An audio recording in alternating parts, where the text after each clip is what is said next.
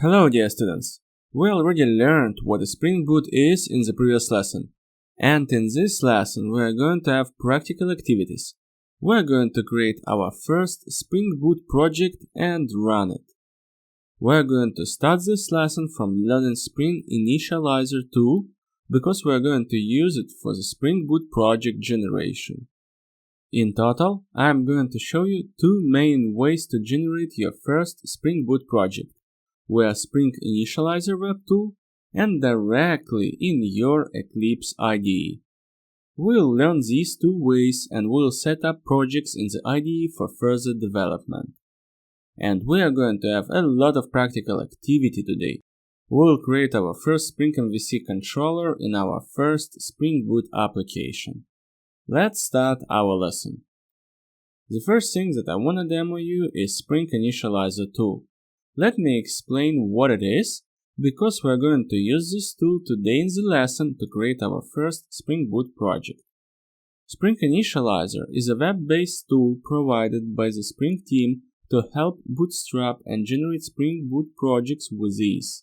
It simplifies the process of setting up a new Spring Boot project by generating a project structure with the required dependency and configurations based on your selections. Key features of Spring Initializr include project customization. Spring Initializr allows you to customize various aspects of your project, such as project metadata, dependencies, and build systems. You can specify the project's group and artifact name, select the desired Spring Boot version, and add dependencies like Spring Web, Spring Data GPE, security, testing frameworks, and more. Starter dependencies.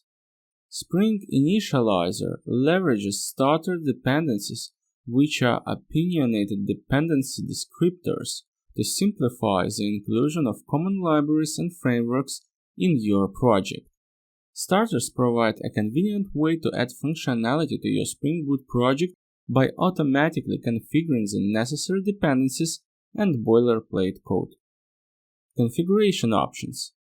The tool offers additional configuration options for your project, including choosing the build system, Maven or Gradle, Java version, packaging format, jar or var, and more. It also allows you to specify advanced settings, like choosing a specific Spring Boot version or enabling specific features like Kotlin support. Project generation. Once you have customized your project settings, Spring Initializr generates a downloadable project archive that contains the project structure and the necessary configuration files. You can choose to download the project as zip file or directly import it into your favorite IDE. Integration with IDEs. Spring Initializr provides seamless integration with popular IDEs, making it easier to create and import projects directly from the IDE. Supported IDEs include IntelliJ IDEA, Eclipse. The integration helps you skip manual project setup steps and jump straight into development. A little bit later today during the demo, I'm going to show you which extension you can install into your Eclipse IDE in order to generate Spring Boot project directly from the IDE. As you can see, Spring Initializr simplifies the process of creating Spring Boot projects by providing an intuitive web-based interface, customizable options, and a streamlined project generation mechanism. It helps developers get started quickly with Spring Boot and reduces the initial setup overhead, allowing them to focus on building their applications. As I already said, this is going to be a practical lesson, so let me start screen sharing and we'll jump directly to practical examples.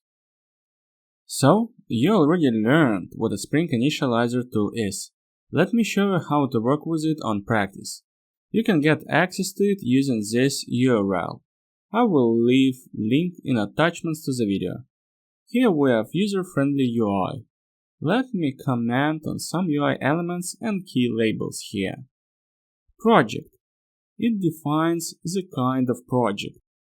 We can create either Maven project or Gradle project. If you are a student of my Java from Zero to First Job course and you watched this section about automation build tools, then you already know my opinion and why I select Maven. If you want to learn more, you can check the relevant section in my course Java from Zero to First Job. Language. Spring Initializr provides the choice among 3 languages: Java, Kotlin, and Groovy. Java is selected by default. And in this lesson we will not discuss which language is better. You're welcome to select the one you like the most, but I keep Java selected. Spring Boot. We can select the Spring Boot version. Project metadata. It contains information related to the project, such as group, artifact, etc. Usually, group is used in package name. Artifact denotes the application name and also used in package name. I will change group name to the common naming that I use in my course. And also set artifact name to reflect the goal of this project. Name.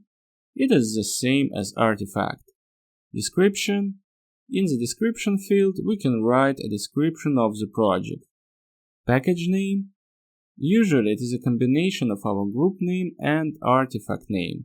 If you are familiar with Maven, you should be aware about such practice. Packaging. We can select the packing of the project. We can choose either jar or var. I select jar because one of the advantages of the Spring Boot is to have just Java installed on your computer in order to run web application. And you can run jar archives with Java command. Java.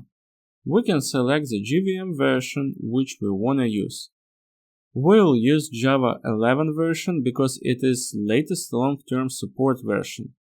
I know that Oracle releases new version of Java each 6 months, but even despite this crazy numeration, still Java version 8 is the most popular around the world, and Java version 11 is the latest long-term support version.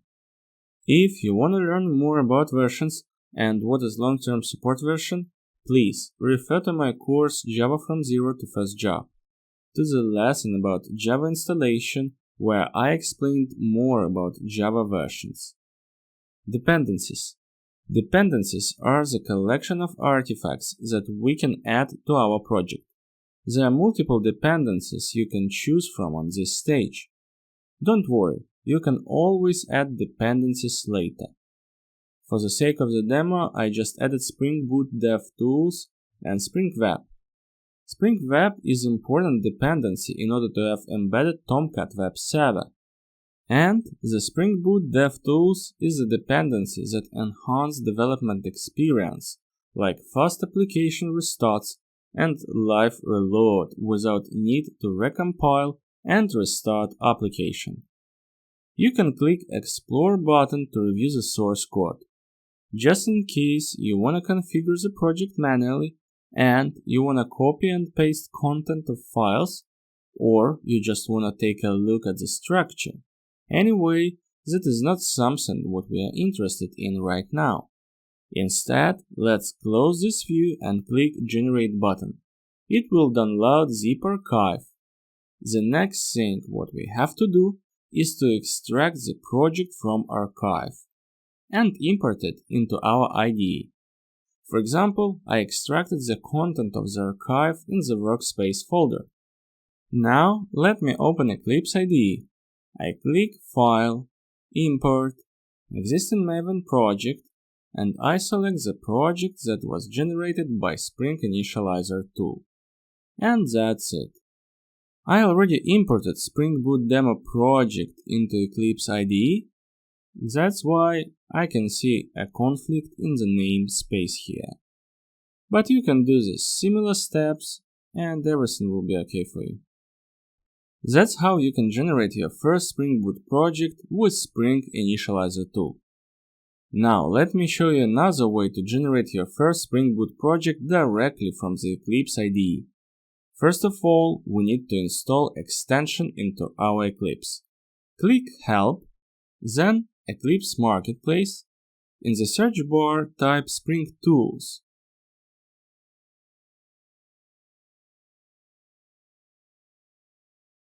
In this list, I select Spring Tools 4 and click Install button.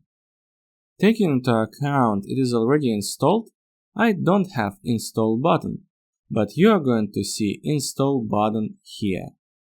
Just click it and follow instructions. After installation, you would be asked to restart the Eclipse. Follow these instructions and restart it. Once it is installed, you can click File, New, and just search for Spring Starter project. And here you can see literally the similar configurations that we saw on the web application. Let's configure the application in the similar way, but let's just change the artifact name and add to at the end of the artifact name, in order to not have conflicts in names. On the next page, you can configure dependencies and Spring Boot version. Let's add Spring Boot DevTools and Spring Web. Similarly to the way we did when we generated our application via Spring Initializr web app. Then just click Finish and project will be generated. It is super easy, don't you think so? So what to do now? Let's just run it and see. Anyway, I recommend you to install Spring Tools because it adds a lot of different integrations for Spring Boot applications. For example, you don't need to build your application via console in order to run it, because you have nice button Run as Spring Boot app. By default, Spring application is deployed in the root of the server and available at localhost at port 8080, the default port of Tomcat server.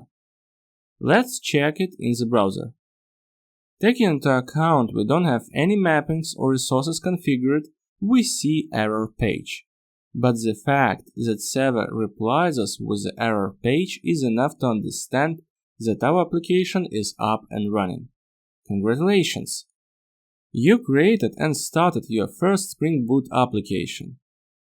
And in order to make this lesson complete, let's create at least one simple controller that would redirect us to the home page, and we'll get rid of this error page. Specially for this lesson, I already prepared source code example. In attachments to the video lesson, you can find the reference to the Git repository where you can find the source code of example that I prepared for you. You can just clone repository locally and run it on your computer, or explore the source code in details. And right now, I will walk you through the prepared source code examples.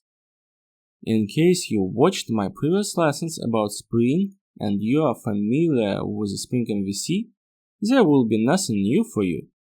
In case you are not familiar with Spring MVC, then, like I already said in the first theoretical lesson about Spring Boot, make sure you learned Spring Framework first before learning Spring Boot. You can check my lessons about Spring MVC in my course Java from Zero to First Job.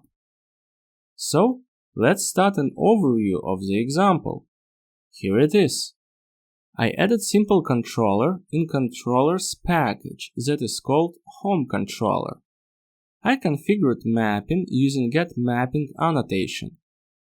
The next thing in application properties that are located in the resources source folder, I added few details for the view resolver. Namely, I specified Spring MVC view prefix and suffix. That's it. I don't need to configure view resolver separately like we did in Spring MVC, because Spring Boot will configure view resolver automatically based on our configurations provided. In general, this file, application properties, we are going to use a lot in order to pass required configuration for the Spring Boot. Also, I added web app folder.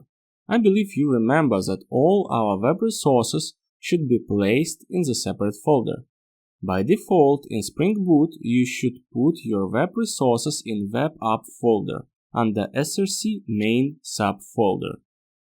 I created here webinf folder. And we also already learned that content of the web-inf is not accessible directly from the outside of the application. That's why clients won't be able to access the resource in the web-inf folder directly. Instead, according to the MVC pattern, client will be able to access only the controller, and on the server side, controller will forward the request to the resource in the web-inf folder if needed. And here in views folder, I created two GSP files. The first one is home. It contains simple HTML markup and just a text to indicate that we are on the home page. And error page. Here request will be forwarded in case of any errors.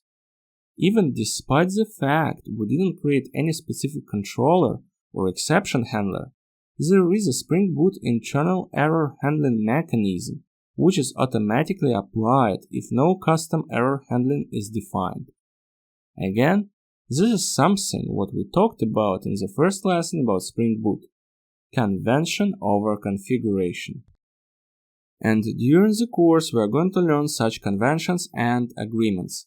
In a minute I am going to show you how error page is resolved. And just in case I will make an overview of POM XML. But in case you selected Spring Web Tools during the project generation, you should be good and nothing should be added manually on top of that. Basically, that's it. Let's make sure that our previous web server and previous Spring Boot application is stopped, and let's run this one. Once application is started, I open the web browser, and when I hit the root resource, I see the content of my home page that proves that request was forwarded to the home GSP page. In case I try to reach non-existing resource, you can see that I am redirected to the error page. This proves that default error handler that is present in Spring Boot resolves error view automatically. Congratulations with your first Spring Boot application. This is just a beginning and we still have a lot of things to learn, but we already did significant progress. Let's recap what we have learned in the lesson. Today we learned what Spring Initializr tool is and how to use it. We generated our first Spring Boot project with the help of the Spring Initializr tool, and directly from the Eclipse IDE with the help of Spring Tools extension that we installed during the lesson. We created simple MVC controller in our first Spring Boot application. And we saw how all this works on practice, because we reviewed the source code and ran our Spring Boot application. That's all for this lesson. Thanks a lot for your attention. Have a great day and see you in the next lesson.